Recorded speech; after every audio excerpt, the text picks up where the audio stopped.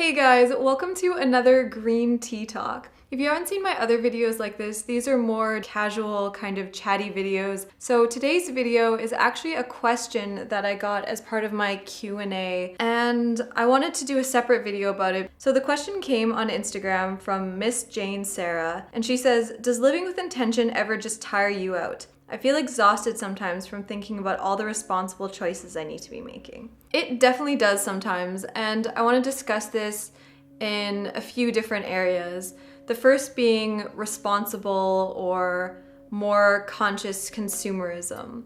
So I think this comes up a lot, the idea of feeling overwhelmed and frustrated from all of the different choices that I guess you should be making as a responsible consumer and all the different options available. I mean, I've definitely before felt like it would be so much easier to just be able to walk into any store and pick up whatever I needed and that's it, and not care about how it was made or who made it or what it was made from or anything like that. I guess ignorance is bliss, but once you know all of the terrible things that go on and also the environmental impact of your choices, it's really hard to just ignore that. But what I really do want to say about this is that I've kind of realized over the years that there's sort of two different paths or mentalities, I guess you can adopt around being a more conscious consumer. One of them is do no harm, and the other is do good. And you might think that those sound exactly the same, but I think it's a very important distinction,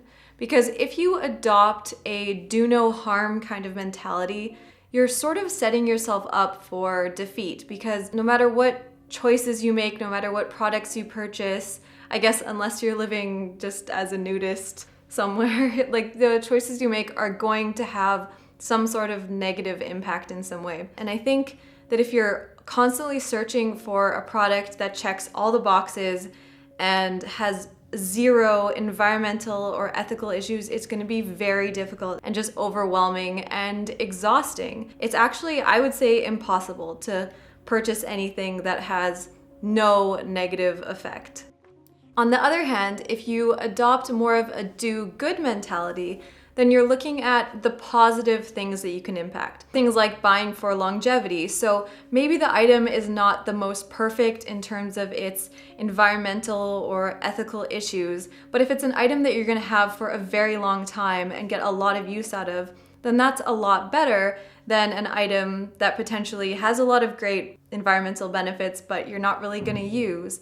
So there's so many different things to weigh, and I think just trying to think about the areas that you can control and the things that you can do is just a lot more positive. And it also, I think, then makes you like your purchases more. For example, I've bought things in the past that I definitely had to compromise on because they had some aspects to them that weren't ideal, weren't exactly what I wanted, but the pros outweighed the cons for me. And I talk a bit more about this in my eco and ethical fashion shopping tips video, which I will link. So instead of focusing on the negative things that those items didn't have, for example, I bought a pair of jeans that I really wanted to be organic cotton, but they fit so many of my other requirements. If you have the do no harm kind of approach, then I would sort of always be conscious of the fact that they weren't organic and they had maybe other issues. Whereas now I see them as being this great pair of jeans that fits me really well, that's really durable, that I get a lot of use out of and I'm gonna have for a really long time. They were also ethically made, kind of trying to stack up as many good things instead of trying to reduce as many bad things. And that doesn't even just have to be with buying it. It can also be with caring for the item, making sure that it gets donated instead of thrown away, that it gets upcycled into something else, reducing the impact with washing. And it's definitely important to do as much as you can, but for sure don't get overwhelmed or discouraged by trying to find something that is perfect. We are all just learning and growing. The industry is growing and improving. The choices you make, even if they're very small and maybe seem completely meaningless and unimportant, they all add up and make a huge impact. And I'll also talk about this from, I guess, a more lifestyle kind of perspective. Just living with intention and whether that gets tiring just in life and in my day-to-day. It does sometimes. There definitely are times where I want to do certain things in my life and it takes work and it takes conscious thought, I guess, to kind of put those into play. For example, I really want to have a really healthy and productive morning routine where I get up early, I exercise, I eat a good breakfast, I stay off my phone and computer, and then get on with my day. And that's something I've been wanting to do for over a year for sure. I made a video about it on my other channel. And it's sometimes really difficult to develop those habits and routines. But what I do want to say about that is I think it's really important to not let that then set the tone for your day. So if there are maybe things in your life that you're not particularly intentional about that you really want to be, it's good to recognize that and to recognize that that's something you want and recognize why you want that as part of your life. But then if you maybe don't do it one day or there's something that doesn't work out the way you want it to work out, it's also really important to just leave that in the past and move on. For me, with my morning routine that I'm still struggling with, if I wake up and end up just being like, screw it, I'm sleeping, go back to sleep, wake up later, then I still need to be like, okay, I'm up and I need to move on with my day. I really want to be focused on one task at a time and not letting anything past, anything from the morning disrupt that. And it's interesting because I think we all have different aspects of our lifestyle or personality or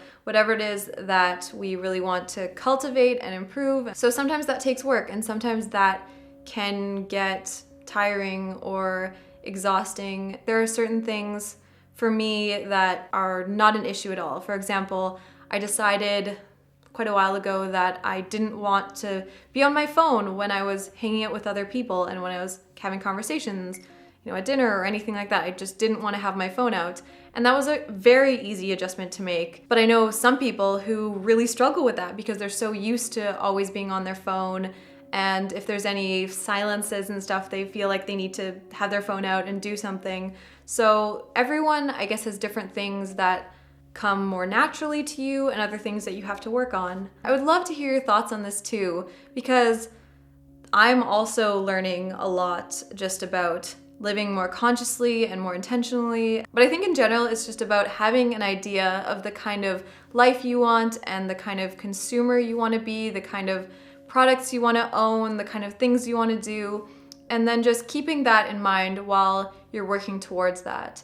So it goes back to also the consumption thing. So looking at it from, I guess, a more positive perspective of these are the things I want in my life instead of these are the things that I don't want in my life. So I hope that makes sense and that this also wasn't too rambly. It's a little different for me to film videos like this where I just sit down and talk instead of having a lot of notes like a lot of my other videos, but I really enjoy it and it's kind of nice. It's like just having a chat. So I hope you guys enjoyed this video.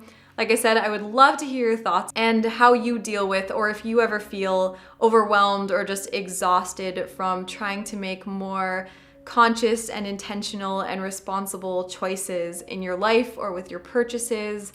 Thank you guys so much for watching, and I will see you in the next one.